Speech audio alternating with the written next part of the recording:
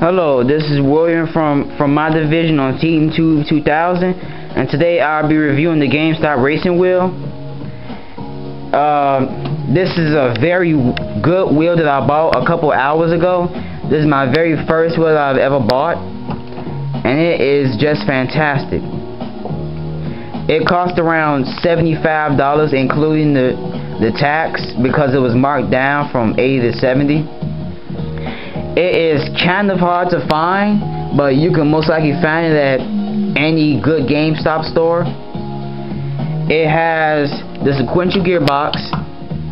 This is shifting up, this is shifting down, and then go down here is reverse. And then you have the F1 paddle shifters. Those are pretty good. You have all the buttons, the directional pad, the home button, start, select, all the left and right buttons, the sensitivity rating, and all the other buttons right here.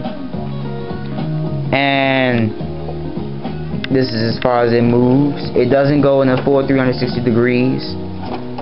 I would guess it goes around 300 degrees. And here are the pedals. You got the gas and you got the brake. The two main problems about this is that the brake, it's not really hard or anything, so you might have to brake a little bit more in advance. And then the pedals are real close together, so adult feet would not like work too well with this. It is a very good wheel. Like I said, it can do almost anything that any $200 wheel can. It does not have force feedback, however. It has these little things that can stick onto a table, and it has the clamps that also stick onto a table, which are a lot more efficient. It is a very well made wheel for GameStop, and it's just great.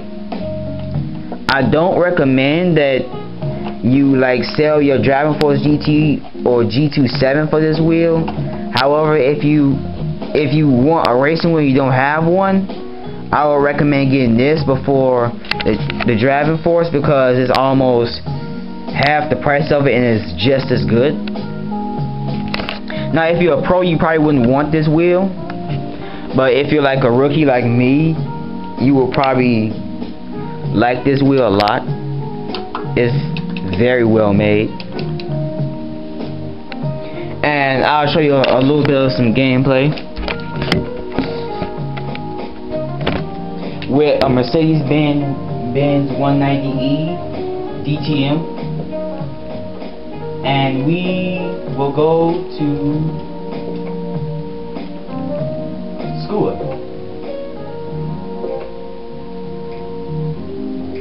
I'm using manual transmission, racing hard tires, traction control, steer recovery force from 8 to 7. I am practicing not using assists. I didn't want to use assists in this because I didn't want to mess up too bad. So enjoy the video.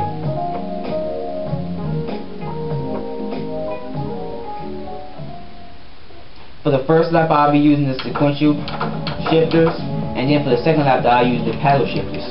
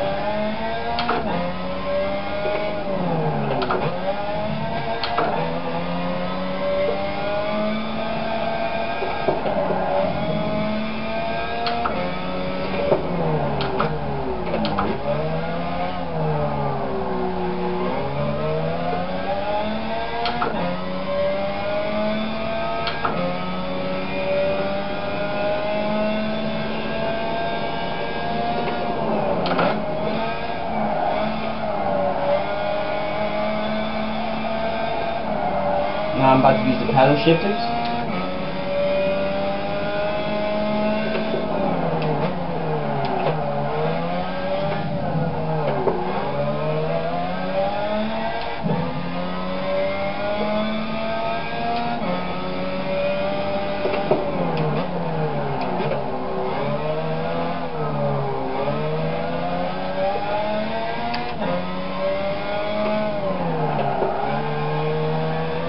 A quick note, I've never used this car on scuba, ever.